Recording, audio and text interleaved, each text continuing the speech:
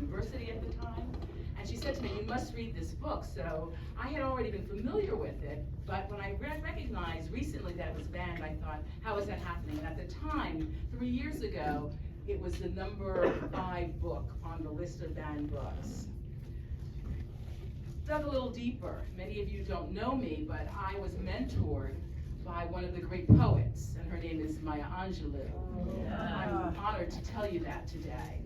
And Dr. Angelou's book is the number 1 book banned by the federal government, academic agencies, all of the military places. Number 1. But at that time it was not. I grew up with James Baldwin's books in my home, and that was banned. Louis Dye touched me because Pecola, the little girl in the book, was a little black girl who was trying to figure out who she was. She had blue eyes, but she was black skin, dark skin. I related to her. That book helped me figure it out. And part of the reason it helped me figure it out is because my parents were civil rights workers. They worked before I was born in the segregated South, and they traveled what's called the migration north. And they came to give me a better life. And in doing so, they moved to an all-Jewish neighborhood. And I was the only little black girl in that neighborhood. My parents said, you can do and be anything you want to be. But I was a little brown girl who wanted a bat mitzvah. It wasn't happening. I wanted to change my religion. So Pecola really touched me in a deep way. And then I found out the Dyer Van Frank banned. So I looked at those books and I thought, I'm an educator. I can do what many educators do, and I love what we do as educators. We look at what's happening in the classroom. We look at what's happening in schools. But I'm an advocate. I'm an activist. Remember, my parents came from the segregated South, and they said, we're going to do something bigger and better because we want to make the world better. So I decided to look at banned books. And of course, a couple of the team members said, how are you going to make that work? And I said, let me show you how. I met the team that I'm talking to behind me that did the film, and I said, everything that you're doing is beautiful, but the one thing that's missing is, and this is what educators love, data.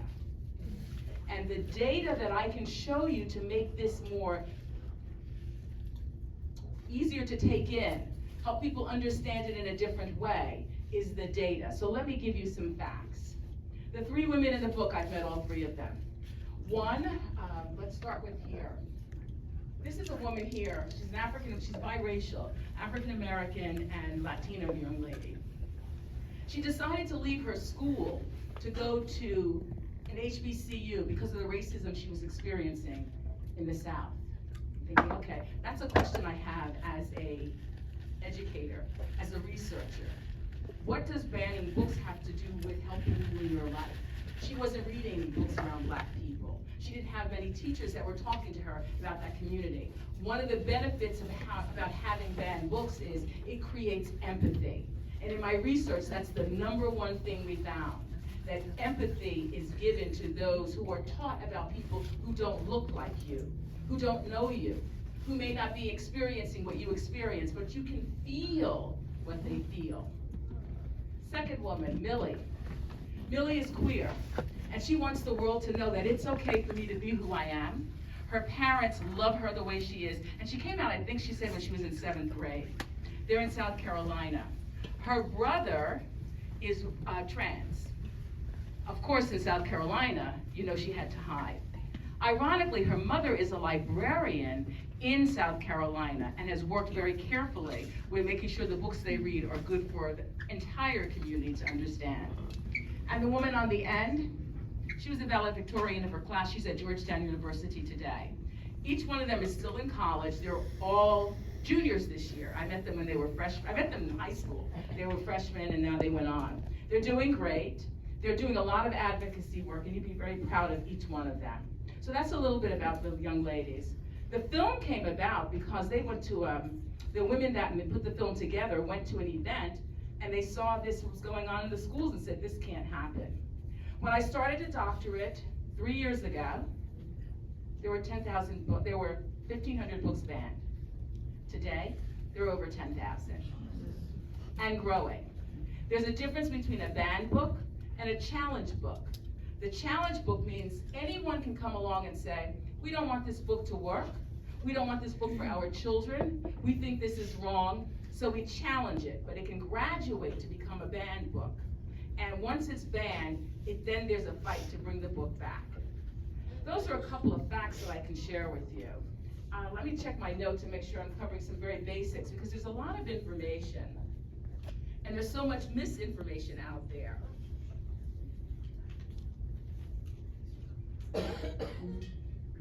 Let's talk a little bit more about the data.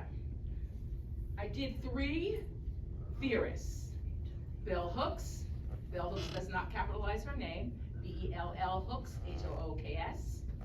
I used W.B. Du Bois, and W.B. Du Bois was used because each one of these women, I asked them questions and they did surveys. Each one of the women shared with me why they were what they were doing. W. Du Bois, who was the first African American to graduate from Harvard University, is one who talked about double consciousness. For those that remember him, double consciousness says, I stand in 2 identities even though I'm one person. So I am a woman, I happen to be a black woman, and I stand in both of those identities all the time. What these women were doing was standing in their identities as women, 2 social identities. So I used that as one of my theorists.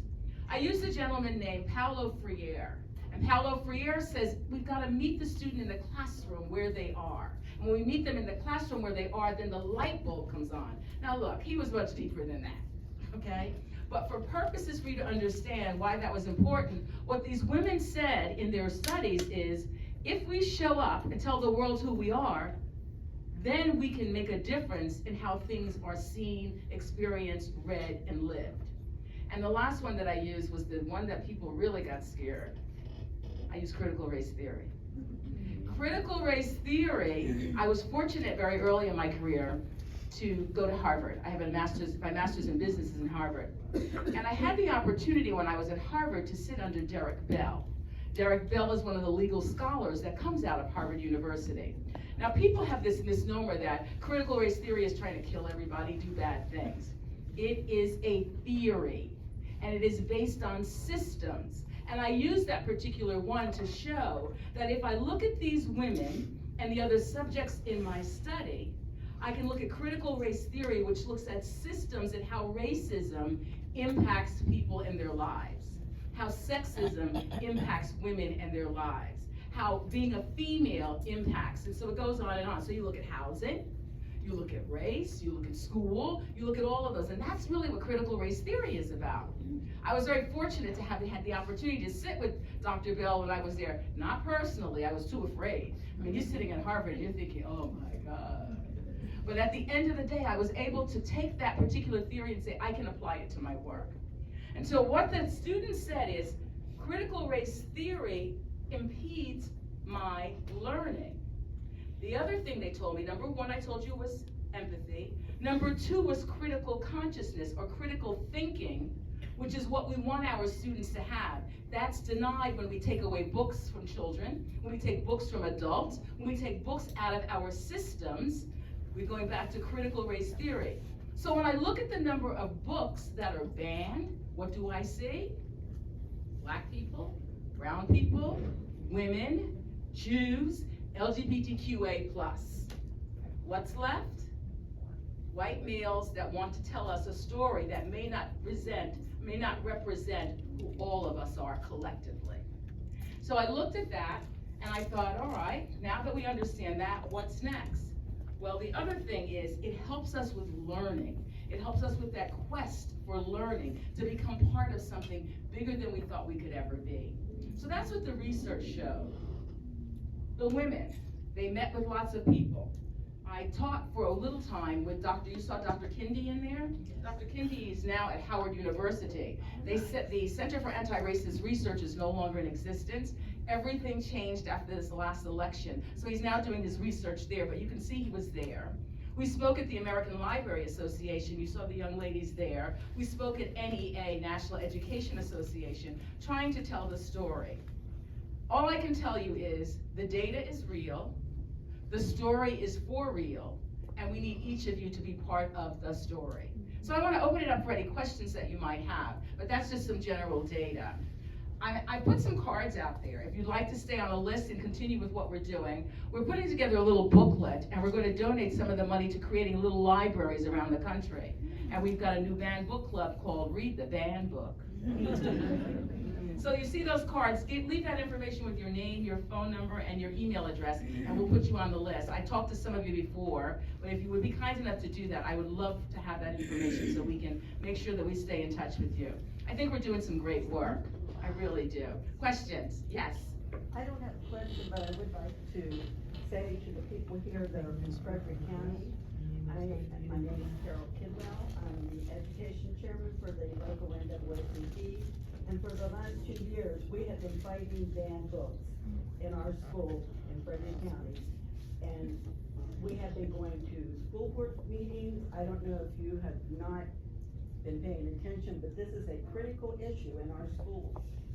And we have recently flipped 4 of the school board seats because of this issue.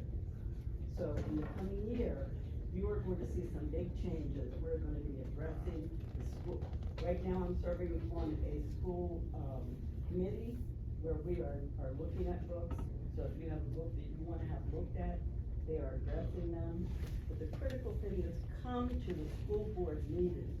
If you have an interest in what is happening with banned books, come to the school board meetings. Thank you very much. She's making a good point. School boards make the decisions about the books that we look at in our systems. And that's part of your budget. And sometimes when too many people have a strong voice will come, they will shut you out.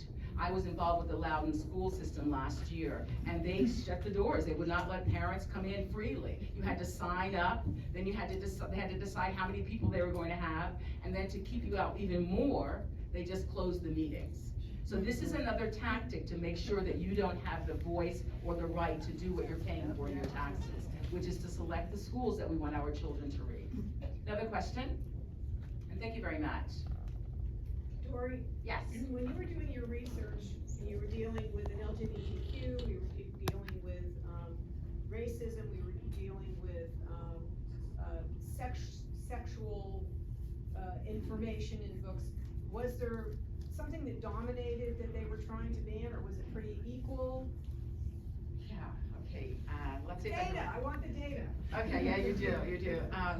Listen, I lived with this thing for 3 years. Pat will tell you, I would go, anywhere I'd go, I'd have my computer with me. I don't carry it any longer, okay? I don't even take a knitting class, but anyway. Why are books banned? Violence, sex, race, and I've got to think of the other 2, but those are the top ones. Violence, a language is the other one, and there's one more, but there are 5 top reasons. And you can figure out whichever one you want. But those are the reasons that books are banned.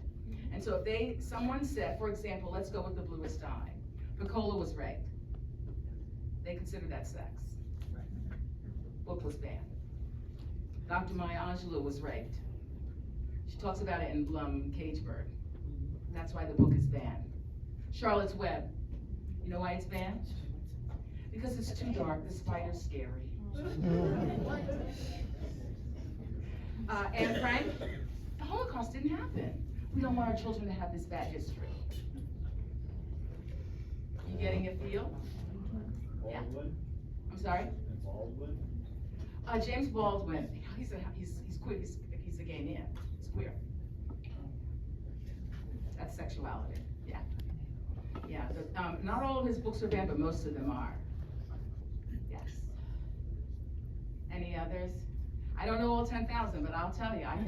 Most of them, the big ones I can tell you. The #1 banned book, does everyone know what the #1 banned book in the world? 1984. 1984, I wear it all the time. #1 banned book, 1984. Required reading. It was required reading, it's #1, and it's been #1 since they've been banning books, and they've been banning books for a long time and recording it. And let me tell you who records them. American Library Association puts that out. You want to support in one of the groups, PEN America is one of the groups you want to support. I saw a hand up in the back, yes.